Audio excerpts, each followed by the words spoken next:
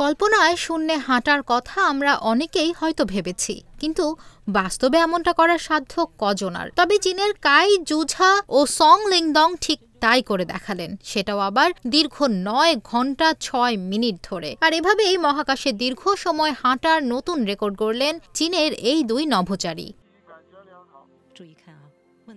চীনের রাষ্ট্রীয় বার্তা সংস্থা সিসিটিভির দেওয়া তথ্য অনুযায়ী গত 17 ডিসেম্বর চীনের দুই মহাকাশচারী কাই জুঝা ও সং লিংদং সেনচু 19 মহাকাশ মিশনের অধীনে প্রথম এক্সট্রা ভেহিকুলার অ্যাক্টিভিটি ইভিএ সফলভাবে সম্পন্ন করে। এ বিষয়ে চায়না ম্যান স্পেস এজেন্সি সিএমএসএ জানায়, উক্ত ইভিএ সম্পন্ন করার পথে কাই ও সং মহাকাশে দীর্ঘ সময় হাঁটার অর্থাৎ স্পেস ওয়াক করার নতুন রেকর্ডও গড়েছেন। সর্বসাকুল্যে তারা স্পেস ওয়াক করেছেন 9 ঘন্টা 6 মিনিট। এর আগে 2001 সালে মহাকাশে 8 ঘন্টা 56 মিনিট হেঁটে রেকর্ড গড়েছিলেন আমেরিকার দুই মহাকাশচারী জেমস ভস ও সুজান হেলমস। এবার 23 বছর পুরনো সেই রেকর্ডটি নতুন করে লিখলেন চীনের নভোচারীদ্বয়।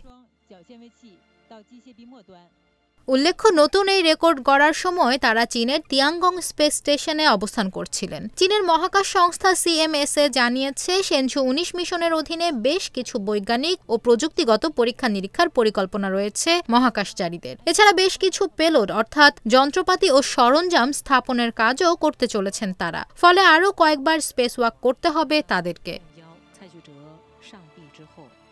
সেনচু 19 মিশনের যাত্রা শুরু হয় গত 30 অক্টোবর। 6 মাসের এই মিশনে বর্তমানে মহাকাশে রয়েছে চীনের 3 মহাকাশচারী, যার মধ্যে আছেন দেশটির প্রথম নারী মহাকাশ প্রকৌশলীও।